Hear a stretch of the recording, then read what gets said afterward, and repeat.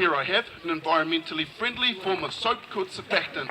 This surfactant has been chemically engineered for myself to do exactly the same thing, but to leave behind no negative effects on the environment. It sort of looks like an ice cube. It doesn't have a smell.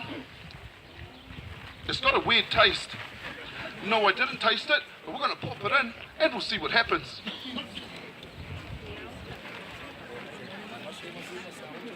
Whoa, boom! No, I've got a few minutes to talk to you about what's happening below my feet. Within a few minutes we'll see bubbles forming around the opening of the vent, and as that hot water forces its way up through the cooler layers, we'll then see the water beginning to surge as she builds up to her eruption. At this point, I may have skeptics sitting in the crowd saying, "Hey, that's not an actual geyser." But I can assure you folks it is. Even if I did not use the surfactant, she'd still erupt all by herself. But predicting when she'll do so, this is almost impossible. So, for tourism and tourists such as yourselves to enjoy, we have been inducing her for the last 80 years or so. When she erupts, water's going to get spat out up into the air, and it may drift over towards the crowd. Don't worry folks, if it gets to you, it will be nice and cool. It'll just have a slight soapy feel to it. Now to get something that looks like this hot spring to look like this geyser.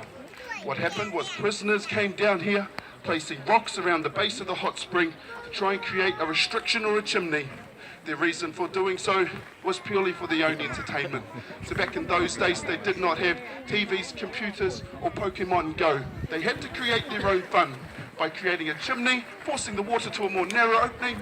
This then in turn created a stronger jet of water which ultimately sent their clothes even higher. With every eruption, we see this water here. This gets evaporated by sun and also wind, leaving behind the mineral silica, which is responsible for her white colour and shape. Our geyser is named after Lady Constance Knox. So in New Zealand's history, quite honestly, she wasn't very important, but her father was.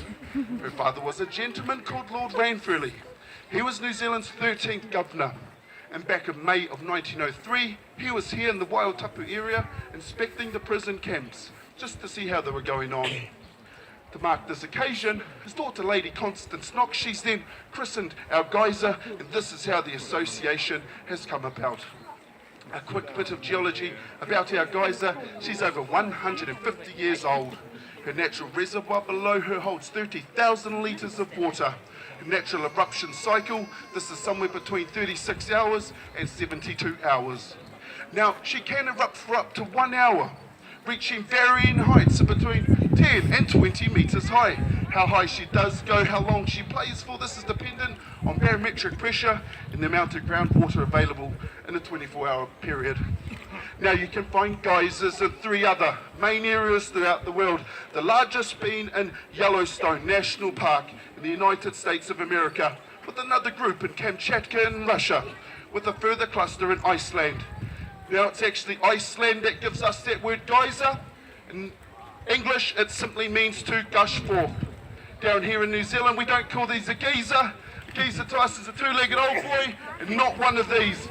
So if you have any questions, don't hesitate to ask any of the staff here.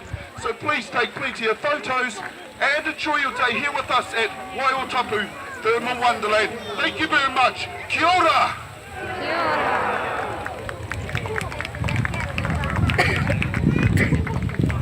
He's definitely done this a few times. He's timed that very well.